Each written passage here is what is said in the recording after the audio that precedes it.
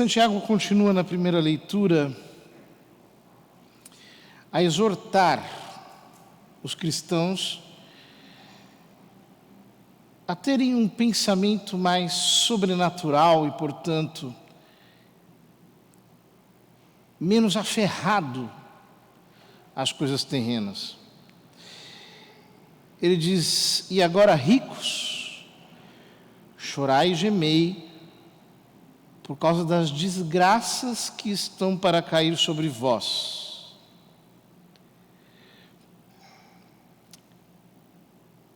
É uma palavra pouco simpática essa, né?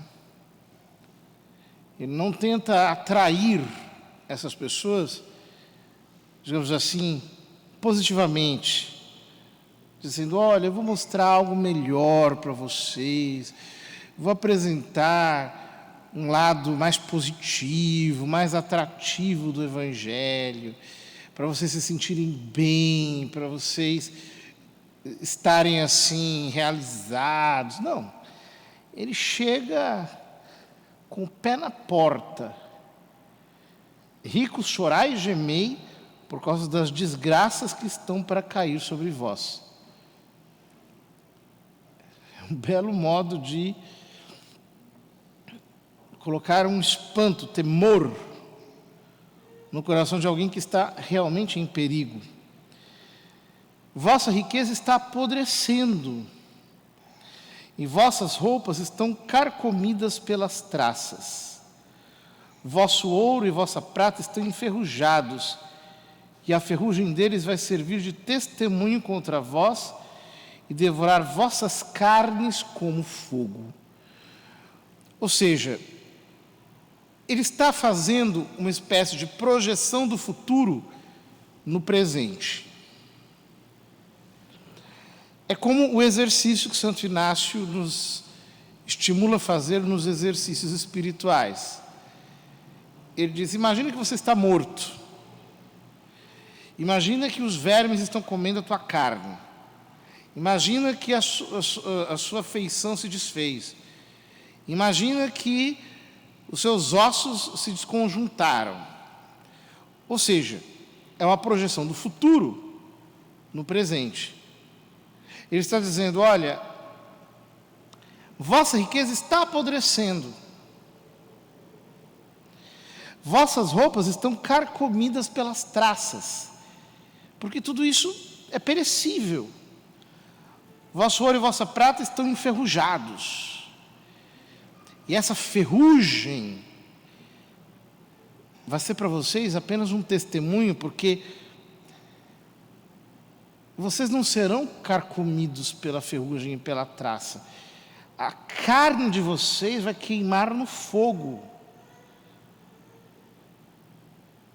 Ou seja, porque vocês estão olhando para as coisas terrenas, porque vocês estão pensando em lucrar, em ter dinheiro, em se esbaldar com seus prazeres, com seus divertimentos, em ter uma vida regalada, uma vida cheia de prazeres, de contentamentos, todas as coisas que vão passar, que vão embora, que se acabam, porque vocês colocaram a esperança de vocês nisso, vocês vão queimar no inferno. Porque vocês rejeitaram Deus. E como vocês fizeram isso? Amontoastes tesouros nos últimos dias.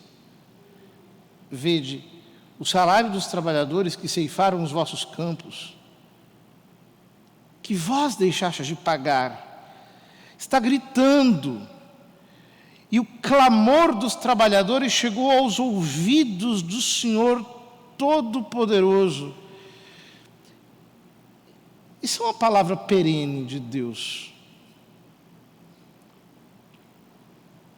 É doutrina tradicional da igreja, que são 4 os pecados que clamam aos céus, segundo o testemunho das Sagradas Escrituras.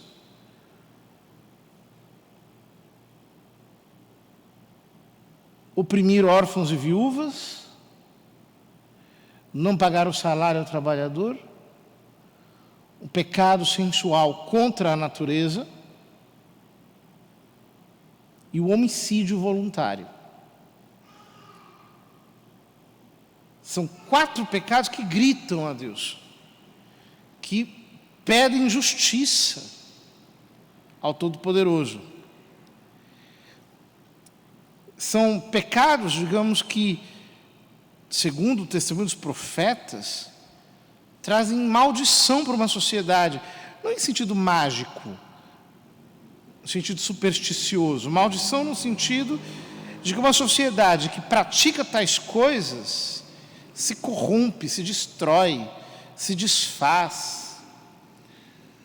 A verdade é que depois da Revolução Industrial, isso se tornou a regra na sociedade. Qual trabalhador que não é explorado?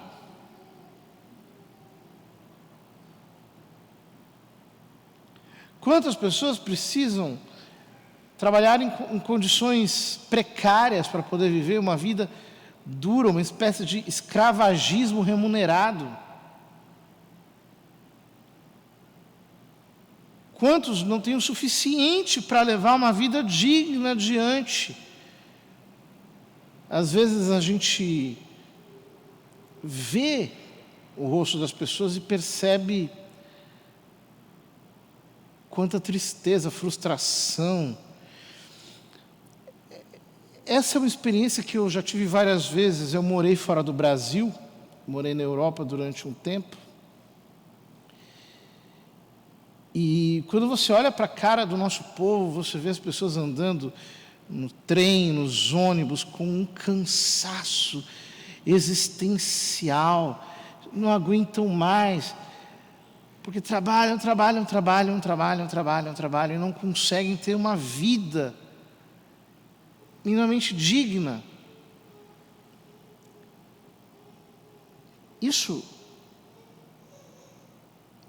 é o modo de viver das pessoas. Infelizmente, é a realidade do pobre. Enquanto, diz Santiago aos ricos, vós vivestes luxuosamente na terra, entregues à boa vida, cevando os vossos corações para o dia da matança. É impressionante isso porque é bíblico. Eu me lembro, por exemplo, do Salmo 72 de Asaf. Asaf era um homem muito bom. A gente vê pelos salmos que ele escreveu, que ele era gente como a gente. E ele confessa ali que ele estava muito perturbado pensando nessas coisas. Por que o homem justo, o homem piedoso, o homem devoto, ele sofre tanto, enquanto o ímpio tem uma vida regalada, prazerosa, cheia de regalias? E ele estava oprimido por essa reflexão, acabrunhado por esse dilema, quando ele diz que, entrando no templo do Senhor, no templo de Jerusalém, de repente ele teve um insight, uma luz, e ele percebeu que estes homens que vivem aqui, uma vida muito farta, e são insensíveis para com o pobre, para com quem é oprimido, esses que dizem que defendem causas tão nobres, que defendem essa classe, aquela outra, essa bandeira, aquela outra, mas que tem uma vida, no fundo, espetacular, enquanto o verdadeiro pobre está amassando barro todo dia. Ele diz: esses aí estão sendo cevados como bois para o dia da matança. Eles estão numa ladeira, eles não percebem que tudo isso só vai condená-los mais. Enquanto que o homem simples, o devoto, no teor do que diz o livro do Eclesiastes, ele percebe que tudo é vaidade, ele se entrega para Deus, ele entende que a felicidade nessa vida é um mito, que nós seremos felizes realmente na vida eterna quando tivermos a posse de Deus, e que aqui nós temos o espaço para quê? Para partilhar, para fazer atos de bondade, atos de generosidade, atos de entrega. Esses são assim.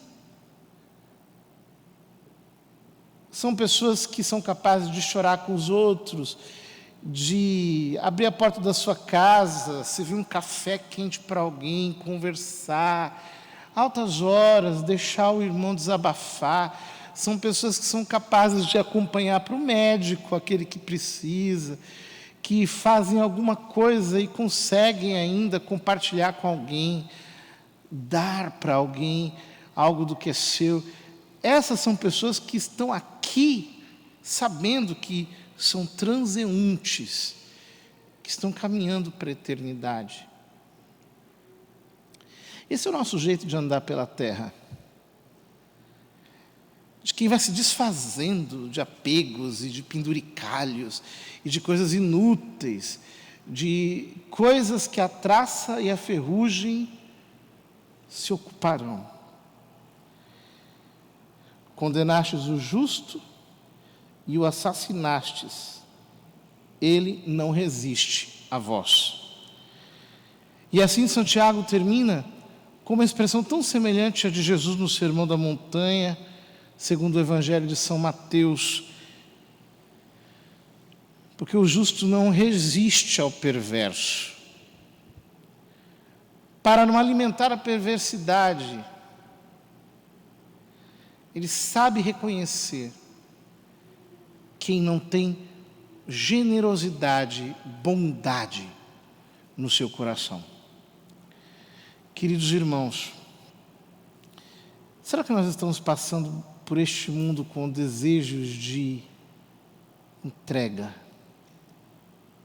de comunhão, de partilha, de generosidade, de bondade, de sermos sensíveis com aqueles que estão à nossa volta, ou pelo contrário, nós estamos apenas nos sovando para o dia da matança? Que Deus possa nos achar com o coração verdadeiramente desprendido. Então, com a nossa alma desfeita de todas as coisas mesquinhas deste mundo, nós poderemos migrar para a eternidade, que é o nosso lugar, que é a casa de quem ficou leve, é a casa de quem deixou para trás todos os empecilhos, tudo aquilo que estorva a entrega, que estorva a possibilidade de ter um coração verdadeiramente desimpedido para amar sem restrições.